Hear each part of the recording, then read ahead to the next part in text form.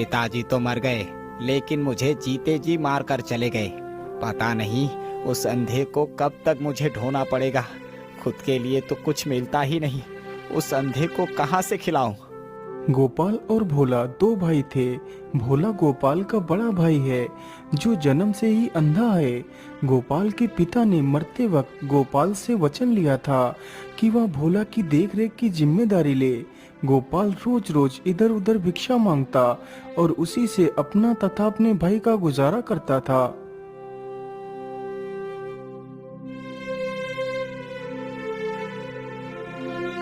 अरे माताजी, कुछ खाने को दे दीजिए। 3 दिनों से भूखा हूँ, कुछ भी नहीं खाया। अच्छा अच्छा रुको बेटा, मैं तुम्हें कुछ खाने को देती हूँ। इतना कहकर वो बूढ़ी महिला घर के अंदर जाती है और एक रोटी लेकर आती है। ये लो बेटा, मेरे पास एक ही रोटी बची है। कोई बात नहीं माताजी, ये एक रोटी ही मेरे लिए काफी है। इतना कहकर गोपाल उस रोटी को ले लेता है और वहां से चल पड़ता है।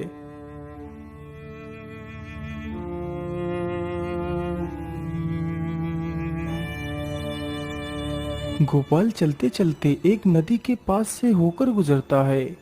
आज पूरा दिन भिक्षा मांगने के बाद सिर्फ एक रोटी ही मिली है। अब इसे मैं खुद खाऊं या फिर उस अंधे को खिलाऊं? बस अब बहुत हो गया, अब मैं किसी के लिए कुछ भी नहीं करूंगा। ये रोटी मैं अकेले ही खाऊंगा। वैसे नदी तो पास में ही है, चलो यहीं पर रोटी खाकर पानी पी लेता हूँ, फिर घर जाऊंगा। इतना सोचकर गोपाल वहीं पर नदी के पास पड़े एक पत्थर पर बैठ जाता है और उस रोटी को खाता है। फिर उसी नदी में पानी पीकर वहां से चला जाता है।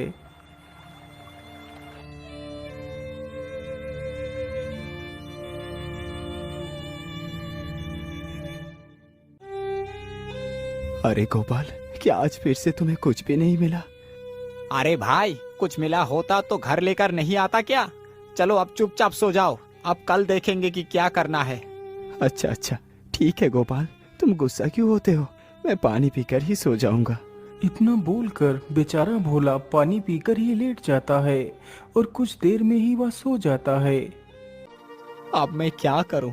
ऐसे रोज रोज छिप छिप कर खाना मुझे बिल्कुल भी अच्छा नहीं लग रहा। मुझे इस अंधे से छुटकारा पाना ही होगा, इसके लिए चाहे मुझे कुछ भी करना पड़े।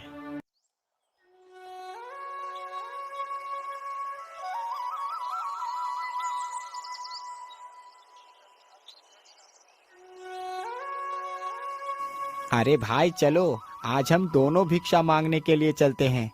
हाँ हाँ गोपाल, ये ठीक रहेगा, चलो चलते हैं। गोपाल अपने अंधे भाई भोला को लेकर निकल पड़ता है।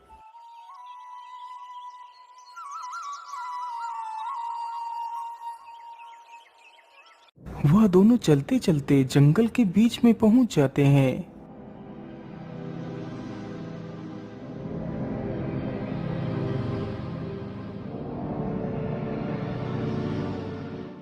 हाँ हाँ, ये जगह ठीक रहेगी। मैं इसे यही पेड़ के नीचे छोड़कर चला जाता हूँ। यहाँ से तो ये अंधा कभी भी वापस नहीं आ पाएगा। एक ना एक दिन कोई जंगली जानवर इसको चट कर जाएगा। अरे क्या हुआ गोपाल, तुम रुक क्यों गए? अरे कुछ नहीं भाई, हम अब गांव के किनारे पर आ चुके हैं। मैं सोच रहा हूँ कि तुम्हें यही पेड़ के नीचे बैठा देता हूँ और मैं भिक्षा मांग कर ले आता हूँ। लेकिन गोपाल, यदि मैं भी साथ चलता तो हो सकता था कि मुझे भी कुछ भिक्षा मिल जाती। नहीं भैया, आप दूसरों से भिक्षा मांगोगे क्या? मुझे बिल्कुल भी अच्छा नहीं लगेगा, इसीलिए आप यहीं पर रुको, मैं अभी भिक्षा मांग कर आ जाऊंगा। इतना बोलकर गोपाल वहां से चला जाता है।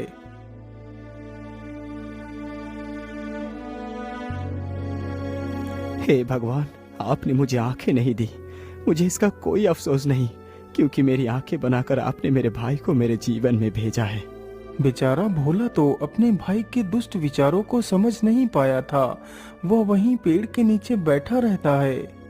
भोला को पेड़ के नीचे बैठे बैठे पूरा दिन निकल गया। शाम होने वाली थी। बेचारा भोला इस आस में बैठा था कि कब उसका भाई आकर उसे आवाज लगाए। मुझे यहाँ पर बैठे हुए तो काफी समय गुजर चुका है। मेरे ख्याल से तो अब रात भी होने वाली होगी। लेकिन गोपाल अभी तक नहीं आया। कहीं गोपाल मुझे जानबूझकर तो यहाँ नहीं छोड़ गया। नहीं नहीं, ऐसा नहीं हो सकता। मेरा भाई मेरे साथ ऐसा नहीं कर सकता। अरे ये किसकी आवाज है? आवाज से तो लगता है कि कोई शेर मेरी ही ओर बढ़ता चला आ रहा है। अब मैं क्या करूं? मैं तो कहीं भाग भी नहीं सकता। मैं ऐसा करता हूं, इसी पेड़ के ऊपर ही चढ़ जाता हूं। इतना सोचकर भोला झट से उसी पेड़ पर चढ़ जाता है। कुछ देर में ही उसी पेड़ के नीचे ढेर सारे जानवर इकट्ठे होते हैं।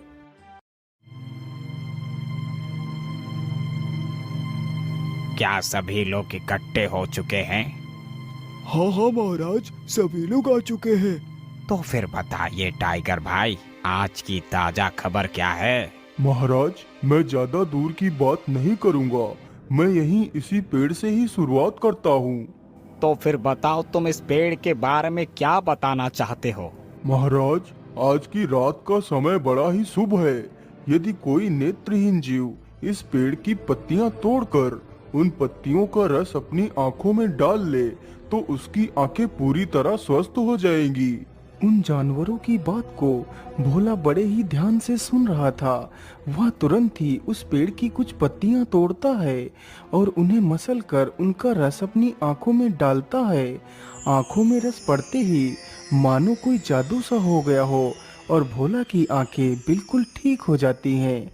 वह सारे जानवर बारी बारी से शेर को खबरें सुनाते हैं। उन जानवरों की बात सुनकर भोला बहुत खुश हो गया था।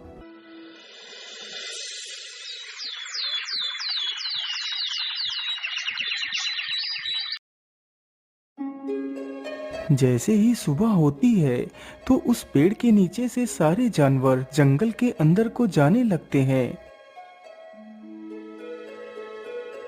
कुछ ही देर में उस पेड़ के नीचे से सारे जानवर चले जाते हैं।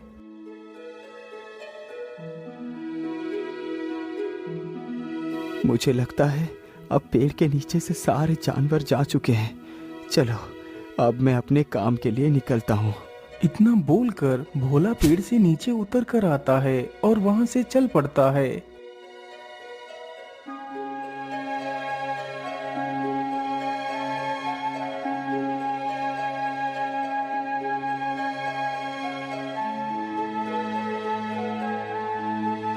भोला चलते चलते एक नगर में पहुंचता है तो देखता है वहां के सभी लोगों के पीठ पर एक कुबड़ है।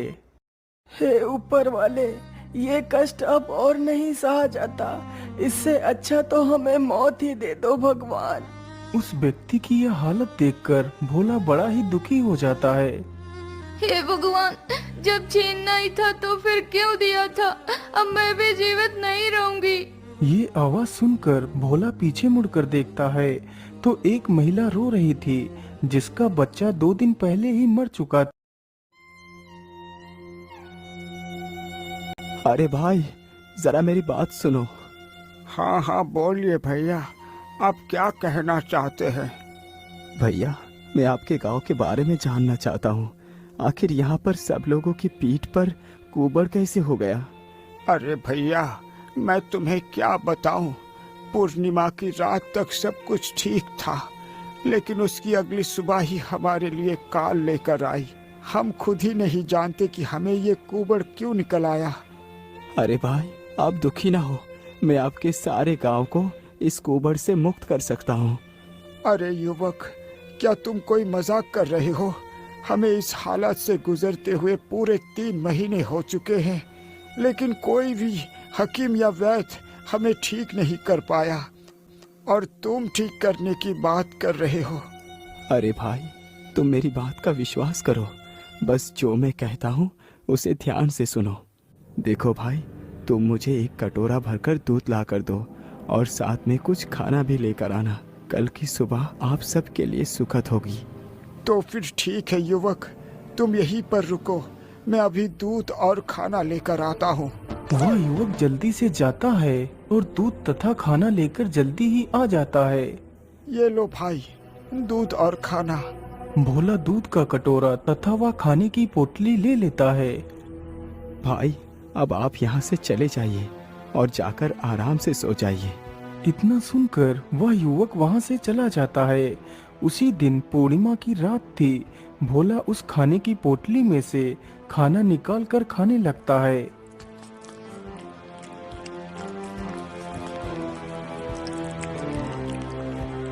आहा, आज इतने दिनों के बाद खाना खाकर तो कितना सुकून मिला है। वैसे मैंने खाना तो खा लिया है, चलो अब अपना बचा हुआ कार्य खत्म करके आता हूँ। इतना बोलकर भोला दूध का कटोरा लेकर जंगल की तरफ चल पड़ता है।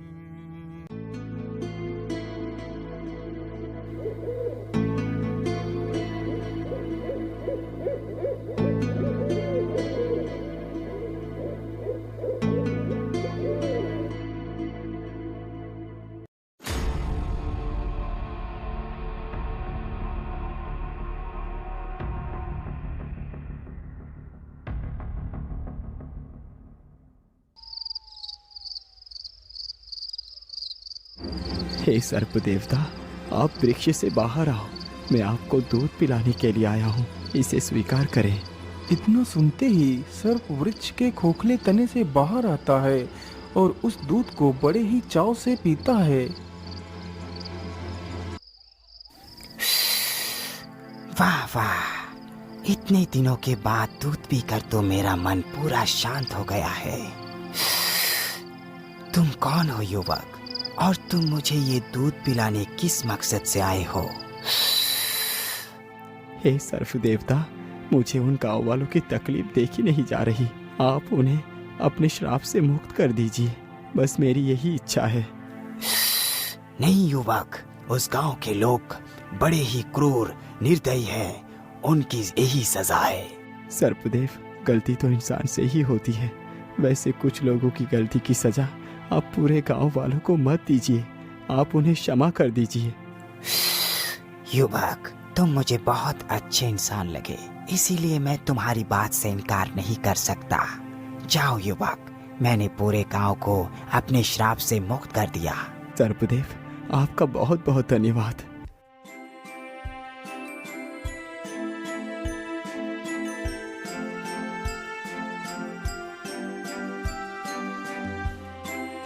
अगली सुबह मानो पूरे गांव के लिए एक नया सवेरा लेकर आई हो।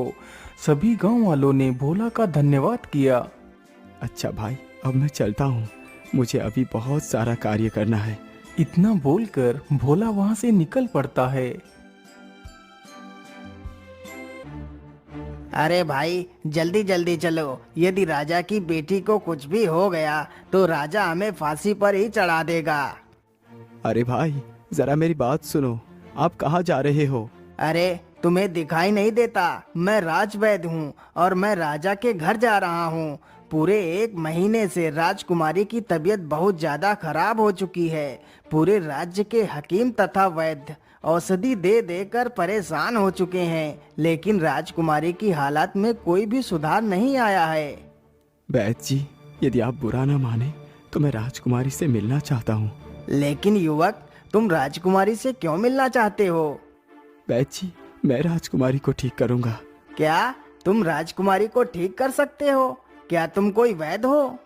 नहीं, मैं कोई वैद्य नहीं, मैं तो एक साधारण इंसान हूँ। अरे भाई, पूरे राज्य के वैद्य हकीमों ने राजकुमारी की बीमारी के आगे अपने घुटने टेक दिए और तुम कहते हो कि राजकुमारी को तुम ठीक कर सकते हो। हाँ वैद्य जी, मैं बिल्कुल ठीक कह रहा हूँ, बस आप मुझे राजकुमारी के पास लेकर चलिए। वैसे इतना कह रहे हो तो मैं तुम्हें जरूर ले चलता हूँ। इतना बोलकर वैद्य भोला को भी अपने साथ ही ले जाता है।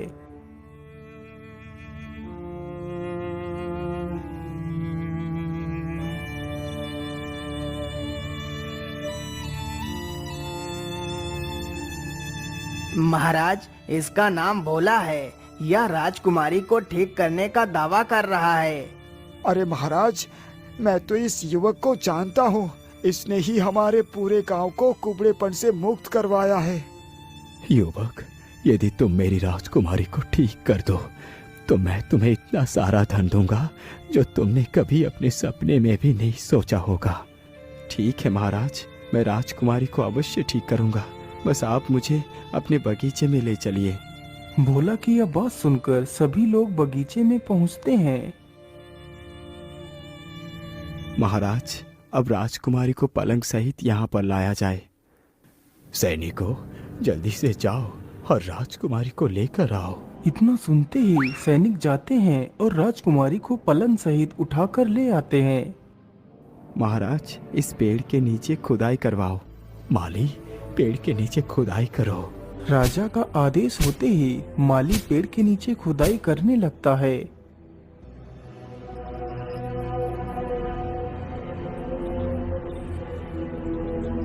महाराज, यहाँ पर तो कुछ भी नहीं है, यहाँ पर बस कुछ हड्डियाँ ही निकली हैं।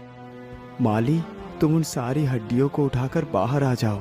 माली तुरंत ही उन हड्डियों को उठाकर गड्ढे से बाहर आ जाता है। महाराज, आप इन हड्डियों को राजकुमारी के हाथों से स्पर्श कराकर इन हड्डियों को इस तालाब में विसर्जित कर दीजिए। भोला ने जैसा कहा था, राजा ने बिल्कुल वैसा ही किया। वह तुरंत ही सारी हड्डियों को राजकुमारी के हाथ से स्पर्श कराता है और उन्हें तालाब में विसर्जित कर देता है। हड्डियों के विसर्जित होते ही राजकुमारी को होश आ जाता है। वह उठ खड़ी होती है। अरे पिताजी, क्या हुआ? आप सभी लोगों ने इतनी भीड़ क्यों लगा रखी है? कुछ नहीं बेटी, ये सारी भीड़ तुम्हें ठीक करने में ही लगी हुई थी, लेकिन अब तुम पूरी तरह स्वस्थ हो गई हो। वैसे युवक, तुमने ऐसा कौन सा जादू किया कि मेरी बेटी तत्काल ही ठीक हो गई? महाराज, मैंने कोई जादू नहीं किया।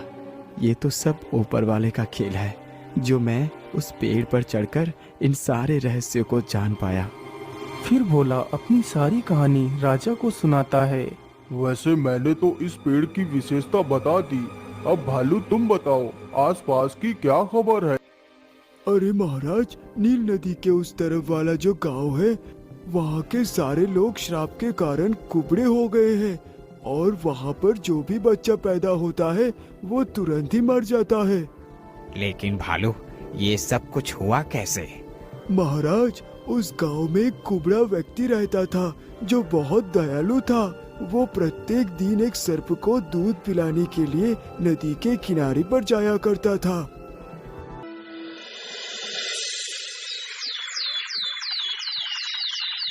आज तो मुझे दूध पिलाने जाने में कितनी देर हो गई है। बेचारे सर्प देवता भूख से झुलस रहे होंगे। वह कुबड़ा व्यक्ति इन सारी बातों को सोचते हुए चला आ रहा था।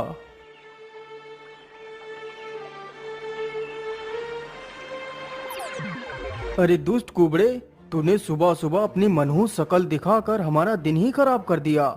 हम तुझे जीवित नहीं छोड़ेंगे। लेकिन भाई, इसमें मेरी क्या गलती है? मैं तो प्रत्येक दिन नदी पर आता हूँ। अरे दुष्ट, हमसे जुबान लड़ाता है। रुक, अभी तुझे मजा चखाता हूँ। इतना कहकर वह व्यक्ति कुबड़े को धक्का देकर नदी में गिरा देता है। बेचारा कुबड़ा उसी नदी में डूबकर मर जाता है। तभी वहाँ पर वह सर्प भी आ जाता है। अरे दुष्टो, तुमने एक मासूम की निर्मम हत्या की है, जिसमें इसका कोई दोष नहीं था। तुम सारे गांव वालों ने इसके कुबड़ेपन को मनहूस बताया था ना। जाओ, मैं तुम सारे गांव के लोगों को श्राप देता हूँ कि कल की सुबह तुम्हारे लिए काल लेकर आएगी। अब तुम्हें पता चलेगा कि दर्द क्या होता है। तब से लेकर आज तक उस गांव में सभी लोग कुबड़े हो गए हैं। लेकिन भालू भाई, क्या इस समस्या का कोई उपाय नहीं है? महाराज, इसका उपाय बस यही है।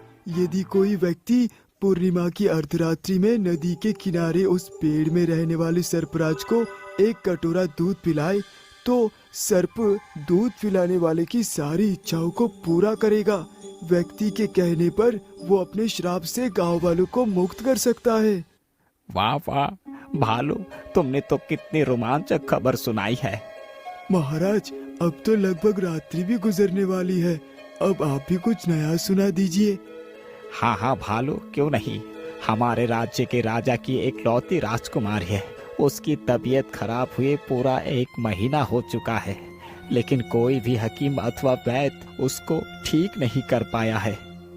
लेकिन महाराज, राजकुमारी को ऐसी कौन सी बीमारी लग गई है कि वो ठीक ही नहीं हो पा रही? भालू भाई, इलाज बीमारी का होता है, लेकिन भूत प्रेत आत्माओं का नहीं। महाराज, आप कहना क्या चाहते हैं? भालू, आज जो राजा की पुत्री बनी है, यही राजकुमारी पिछले जन्म में राजा की माँ थी। उसने एक बिल्ली को मारकर अपने बगीचे में दफना दिया था। अब वही बिल्ली की आत्मा राजकुमारी को मारना चाहती है। लेकिन महाराज, क्या राजकुमारी को बचाया नहीं जा सकता? अरे भाई, राजकुमारी को बस एक ही तरकीब से ही बचाया जा सकता है। यदि कोई व्यक्ति उन हड्डियों को जमीन से खोदकर राजकुमारी के हाथ से हड्डियों को स्पर्श करा के वही सरोवर में विसर्जित कर दिया जाए, तो बिल्ली की आत्मा मुक्त होकर चली जाएगी और राजकुमारी की जान बच जाएगी। युवक, मैं तुम्हें बता नहीं सकता कि आज मैं कितना खुश हूँ। मंत्री जी, भोला को एक बैलगाड़ी भरकर सोना दे दी जाए। राजा का आदेश होते ही भोला को एक गाड़ी भरकर सोना दे दिया जाता है और उसे पूरे आदर सम्मान के साथ विदा कर दिया जाता है। फिर भोला अपने लिए एक बड़ा सा घर खरीदता है और